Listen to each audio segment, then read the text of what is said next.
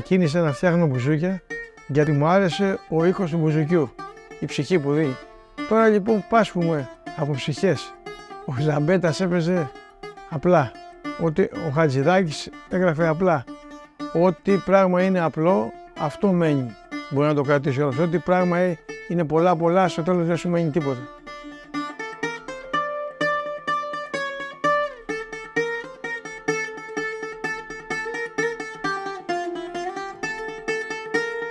Από όταν θα το βάλω στο μυαλό μου ότι πρέπει να φτιάξω αυτό το όργανο, τι να το πω, άμα πω ότι το ερωτεύομαι είναι λίγο. Κάνω ένα παιχνίδι με τα ξύλα.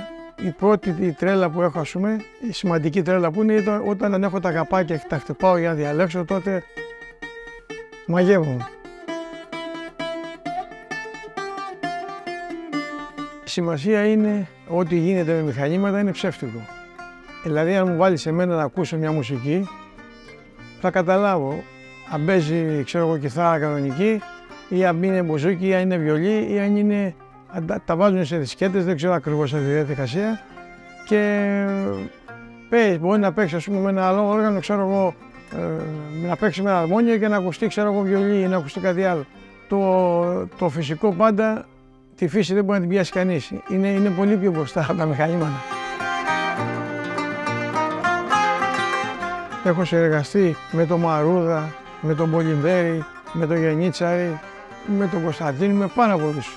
Είχαν πετάξει κατά λάθος ένα κουτί από μπύρα και είχαν σπάσει τον Νικολόπουλο το μπουζούκι. Δεν είχαμε κινητά και τέτοια τότε. Με βρίσκει στο τηλέφωνο, μου λέει καλύτερα να μου κόβανε το χέρι παρά αυτό που έγινε, ξέρω εγώ, να αλλάξουμε το καπάκι. Του λέω σε ζω εγώ και 1000 κομμάτια να γίνει το όργανο θα παίζει. Δεν άλλαξα το καπάκι, έφτιαξα το ίδιο και ακόμα παίζει. Δεν έχει γίνει να αλλοιωθεί στον ήχο τίποτε.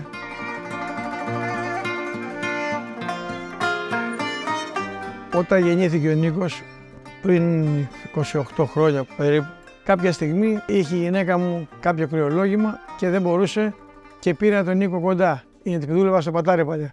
Και τον έβαλα λοιπόν στο πατάρι, δούλευα εγώ και αυτός έπαιζε και όλη μέρα. Από τότε, ας πούμε, συνέχεια. Μόνο όταν πήγαινε σχολείο ο Νίκος έλειπε. Αλλιώς από όταν ήταν μικρό μέχρι και τώρα, συνέχεια στο μαγαζί. Εγώ όσο θυμάμαι τον εαυτό μου, θυμάμαι από μικρό να παίζω με σκαρπέλα, με σουβλιά, με το σφυρί. Πολλά. Μου λέγει ο πατέρας μου πρόσεχε, μην χτυπήσει τα χέρια σου, διάφορα. Ήταν ο Ιορδάνης ο Τσομίδης. Ήταν λίγο ιδιαίτερος χαρακτήρας. Δεν ανοιγόταν πολλούς ανθρώπους. Εγώ, παιδί μου μικρός, με συμπαθούσε πάρα πολύ. Μου λέει πάρε το μπαγλαμαδάκι, θα παίξω εγώ μπουζούκι και εσύ θα βαράς πάνω κάτω το μπαγλαμαδάκι.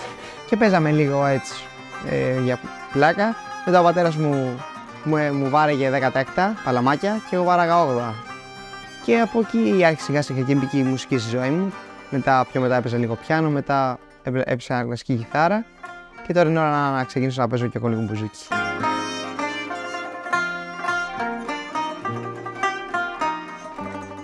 Παλιά πηγαίνανε στο στούντιο, είτε ορχήστρα μεγάλη με κλασική μουσική, είτε λαϊκή ορχήστρα, να είναι 3-4 άτομα, ξέρω εγώ 5, και πηγαίνανε όλοι μαζί και γράφανε μαζί. Τώρα λοιπόν πάει ο καθένας μόνος του και παίζει. Έχει χάσει την ομορφιά.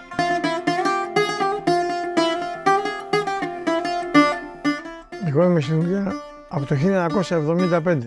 Αυτό λοιπόν έκανα από τότε, αυτό κάνουμε και τώρα. Είναι σημαντικό αυτό που σου αρέσει και αγαπάς, ο γιος μου, ας πούμε, να του αρέσει και να το αγαπήσει αυτό το πράγμα. Είναι όλα τα λεφτά. Αυτά είναι τα λεφτά μου.